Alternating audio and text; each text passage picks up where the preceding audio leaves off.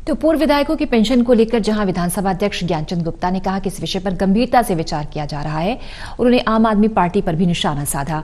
पूर्व विधायक को केवल एक कार्यकाल की पेंशन लेने के ऐलान के बाद आम आदमी पार्टी में शामिल हुए पूर्व मंत्री एवं कई बार विधायक रहे निर्मल सिंह द्वारा लिखे खत का जवाब देते हुए विधानसभा अध्यक्ष ने बताया कि निर्मल सिंह का खत मिला था जिस पर कार्रवाई की जा रही है। वहीं अंबाला शहर से भाजपा विधायक असीम गोयल के खिलाफ याचिका के बारे में स्पष्ट किया कि अध्ययन करने के बाद कोई फैसला लिया जाएगा।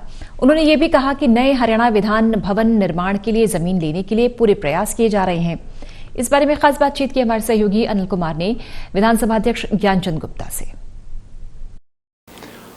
हरियाणा के नए विधान भवन बनाने के लिए अभी तक हरियाणा विधानसभा अध्यक्ष ज्ञानचंद गुप्ता ने क्या कार्रवाई की है, इस मेरे साथ हैं ज्ञानचंद गुप्ता। इनसे जानते हैं कि उन्होंने क्या कार्रवाई की है। जी देखिए अनिल जी, आपको याद है कि पिछले 5-6 महीने से लगातार मेरा ये प्रयास रहा है कि हरियाणा प्रदेश के लिए जो हरियाणा विधानसभा का भवन है, एक अच्छा भवन चंडीगढ़ में होना चाहिए। आज के इस प्रेजेंट जो हमारा हरियाणा विधानसभा का भवन है, जो दिक्कतें हैं वो आपको भली भांति परिचित है। ना तो बैठने के लिए स्थान है मंत्रियों के लिए, ना कमेटीज के चेयरमैन के लिए, even leader of the opposition के लिए भी अच्छा स्थान नहीं है, और मीडिया के लिए भी जो आज की ज़रूरत के मुताबिक चीज़ें नहीं हैं। इन सब चीज़ों को मद्देनज़र रखते हुए और फिर जो आने वाली 2026 की जो यूँ कह लीजिए कि विधानसभा की परिसीमन होना है, परिसीमन की दृष्टि से मुझे ये लगता है कि इसके ऊपर तुरंत जो है कार्रवाई होनी चाहिए, विचार होना चाहिए। उसी दृष्टि से मैंने अपने जो हमारे माननीय राज्यपाल हैं पंजाब के, जो एडमिनिस्ट्रेटर हैं चंडीगढ़ के, उनसे मिलकर के ये सारी चीज़ उनके सामने रखी थी और उन्होंने दिशा निर्देश दिए थे सभी अधिकारियों को चंडीगढ़ के प्रशासन के कि एक सूटेबल जगह जहां हरियाणा विधानसभा का भवन बन सके, अच्छा भवन बन सके, उसको ढूंढ करके बताएं। और अधिकारियों ने जो 3 स्थान हमें सुझाए हैं वो थोड़ा सा एक कार्य की दृष्टि से अच्छे ठीक नहीं है। मेरा ये प्रयास है कि जो ये विधानसभा का भवन है इसके साथ ही इसको एक्सटेंड कर दिया जाए। सेक्रेटेरिएट के नज़दीक जो है हरियाणा विधानसभा का भवन होना बड़ा ज़रूरी है, क्योंकि जो मंत्री हैं, जो हमारी कमेटीज़ हैं, उनके अंदर अधिकारियों ने आना होता है हर रोज़। दूर जाने की बजाय जो नज़दीक हो तो उससे उनकी जो कैपेसिटी है या जो उनकी वर्किंग है वो बहुत ज़्यादा इफेक्ट नहीं होगी। तो उस दृष्टि से प्रयास कर रहे हैं कि यहाँ इस हरियाणा विधानसभा भवन के साथ ही कोई स्थान मिले ताकि अच्छा विधान भवन जो है वो बन सके। गुप्ता जी, जिस तरह अभी आपने परिसीमन की बात की है 2026 की, तो उसमें कितनी विधानसभा की सीटें बढ़ सकती हैं? देखिए, आज जो हमारी विधानसभा की सदस्य संख्या है वो 90 है। 1966 में जब हरियाणा और पंजाब का विभाजन हुआ, हरियाणा की विधानसभा बनी, उस टाइम 54 जो थे विधायक थे।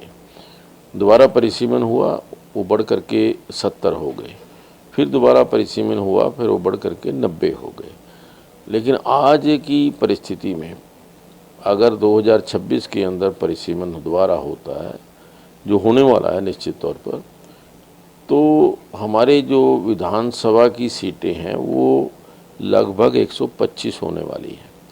और आज हमारे पास विधानसभा के अंदर 90 विधायकों से ज़्यादा एक विधायक को भी और बिठाना पड़ जाए तो बहुत बड़ी मुश्किल है, क्योंकि स्थान नहीं है। इन सब चीज़ों को मद्देनज़र रखते हुए मेरा ये प्रयास है कि जल्द से जल्द हरियाणा विधान भवन जो है वो चंडीगढ़ में अच्छा विधान भवन बने। गुप्ता जी, एक पूर्व विधायकों की पेंशन का मामला था और निर्मल सिंह ने आपको पत्र भी लिखा है, और पत्र में वो क्या लिखा है, अभी तक वो एक ही पेंशन ले रहे हैं या एक से ज़्यादा ले रहे हैं, और दूसरा आम आदमी पार्टी लगातार आवाज़ उठा रही है कि हम सत्ता में आते ही जो हमारे पूर्व विधायक होंगे केवल एक ही पेंशन लेंगे। देखिए, हर आदमी के, हर पार्टी की अपनी अपनी विचारधारा, अपने अपने कार्यक्रम हैं, अपनी अपनी नीतियां हैं। आम आदमी पार्टी की क्या नीति है, क्यों ये उन्होंने इस प्रकार की सोच बनाई है, आज से वो 5 साल पहले तक कहीं एक भी सदस्य नहीं थे। इसलिए उन्होंने तो ये सोची समझी एक सस्ती लोकप्रियता प्राप्त करने के लिए कि हम एक पेंशन लेंगे। मिलेगी एक ही है, क्योंकि एक बार से दोबारा तो चुने ही नहीं गए, उनको तो मिलनी एक ही है।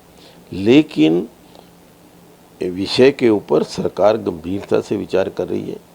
और जो निर्मल सिंह जी के बारे में आपने कहा कि उन्होंने लिख करके दिया है कि हमें कोई पेंशन नहीं चाहिए, और जो उन्होंने लिख कर दिया है उसके ऊपर हम कार्रवाई कर रहे हैं।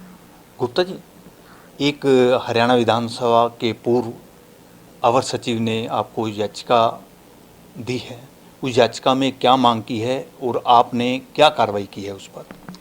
नहीं, देखिए, याचिका कहीं या उसने एक पत्र लिखा है और ये कहा है कि असीम गोयल जी के खिलाफ कार्रवाई की जाए।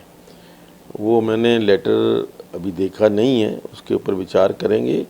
और मुझे नहीं लगता कि वो विधानसभा के अंदर इस प्रकार की कोई याचिका डाली जा सकती है।